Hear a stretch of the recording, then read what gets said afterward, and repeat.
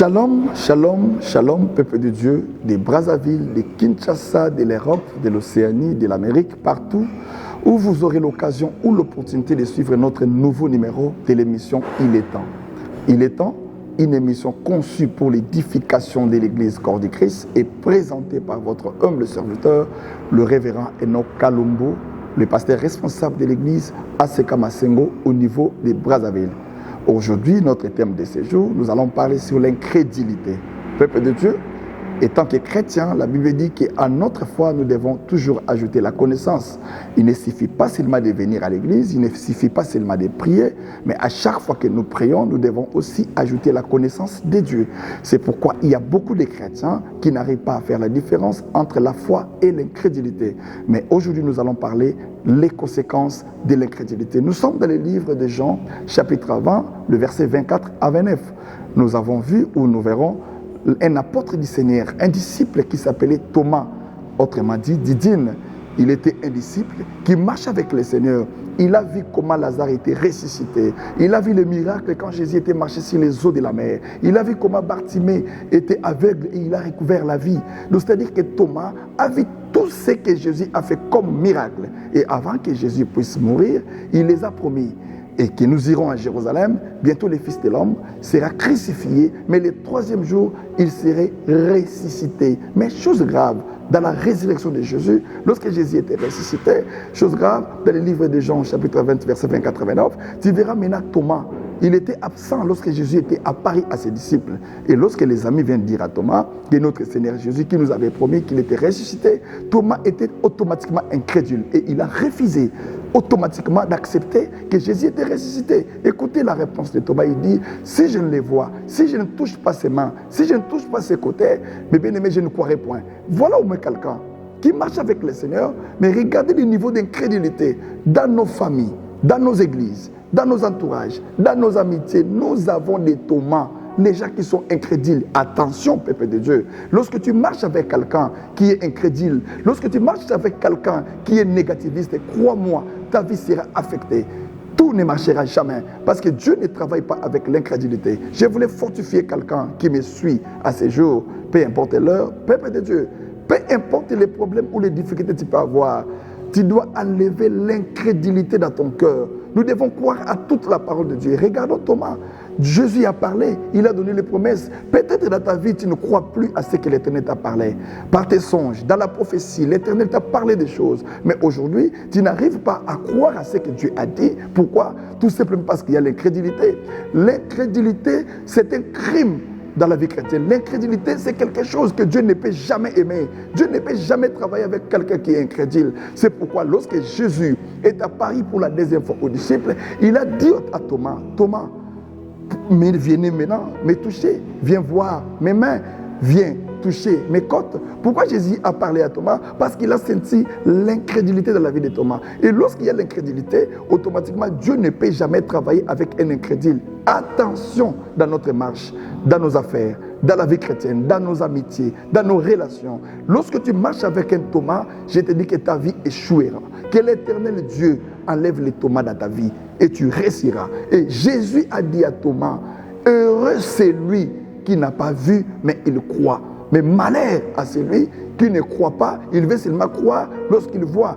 Or, la foi, c'est croire à quelque chose que tu n'as jamais vu. Peuple de Dieu, beaucoup de gens dans la vie chrétienne, nous échouons à cause de l'incrédulité. Nous refusons de croire que dans le domaine de notre Père, dans le domaine de notre Dieu, tout s'achète avec la foi, que ce soit l'argent, la bonne santé, tout. Parce que la Bible dit dans Hébreux chapitre 11, verset 6, sans la foi, il est impossible de lui être agréable. Si vous n'avez pas la foi, c'est que vous avez l'incrédulité.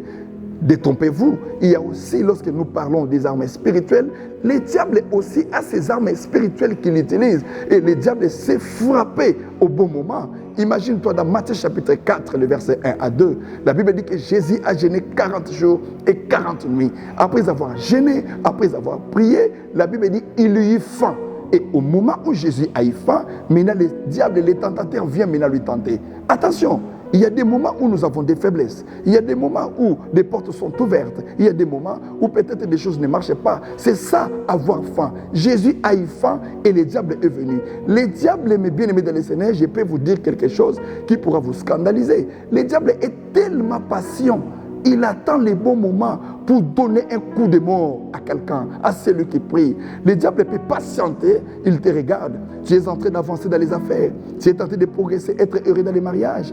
Tout marche bien, mais le diable patiente toujours. Et il attend les moments où tu auras faim comme Jésus. Dans la prière, la Bible dit, il a jeûné 40 jours et 40 jours, il eut faim. Automatiquement, il vient lui tenter.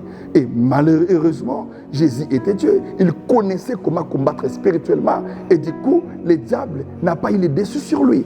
Aujourd'hui, peuple de Dieu, le moment où tu auras faim, c'est le moment que le diable viendra te tenter. Et il mettra l'incrédulité dans ton cœur. Il mettra l'incrédulité dans tout ce que tu fais. Mais nous voulons réussir dans le chemin de Christ. La Bible dit, l'or et l'argent appartiennent à notre Dieu. Si nous voulons réellement réussir, toi qui me suis, s'il vous plaît, ne sois pas incrédule comme Thomas. L'incrédulité, c'est un mauvais esprit. La Bible dit que les incrédules n'hériteront jamais le royaume des cieux. Si tu es réellement enfant de Dieu, si réellement tu as accepté Jésus-Christ comme Seigneur et Sauveur, malgré ta prière, vous devez avoir la foi et éviter l'incrédulité. Parce que les diables utilisent les armes spirituelles pour nous combattre, entre autres la peur, l'incrédulité.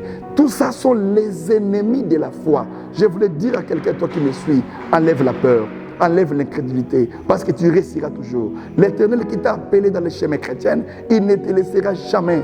Il ne te décevra jamais. Raison pour laquelle, lorsqu'il a ramassé encore David, regardez maintenant David, un homme qui avait pleinement confiance en Dieu. Regardez maintenant David, un homme qui était sûr de son Dieu à cause de la formation qu'il a reçue dans la forêt.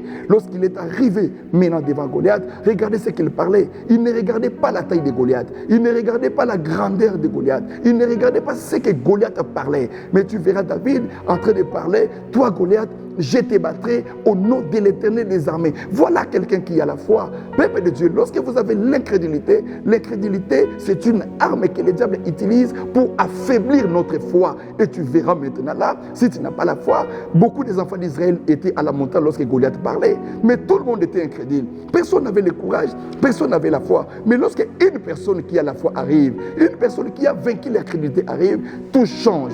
Dans les combats spirituels, peuple de Dieu, je te rassure, enlevez l'incrédulité, contrôle ton entourage, évitez de marcher avec des incrédules parce que tu échoueras. C'est pourquoi je voulais dire à quelqu'un qui me suit, s'il te plaît, peuple de Dieu, étant chrétien, ne te décourage pas. Là où tu es, lève-toi, prends courage. Ne sois pas incrédule, crois à tout ce que l'Éternel t'a parlé. Crois à toutes les promesses que Dieu t'a données. Je sais que tu peux traverser des moments difficiles. Je sais que tu peux être humilié, abandonné dans la famille. Je sais que dans ton entourage, il n'y a que des tourments qui t'emmènent dans les chemins de l'échec. Mais crois-moi, je te dis, dans les chemins de ta destinée, tu dois avoir la foi comme arme. Et l'incrédulité doit être ôtée dans ton cœur. Que ton cœur soit pur. C'est pourquoi Dieu a regardé David. Il a dit à David, tu es l'homme selon mon cœur.